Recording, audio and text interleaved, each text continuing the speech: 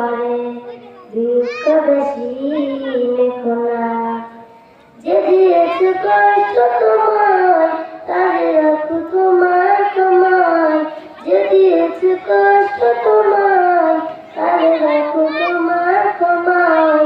ক্ষমা করার গুণটা তুমি, ক্ষমা করার গুণটা তুমি নবীর কাছে শেখো না, নবীর কাছে শেখো না।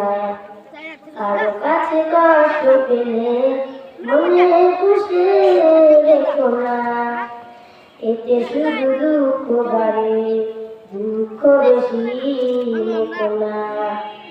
কারো কাছে কষ্ট পেলে মনে খুশি রেখো না, এতে শুধু দুঃখ বাড়ে, দুঃখ বেশি রেখো না।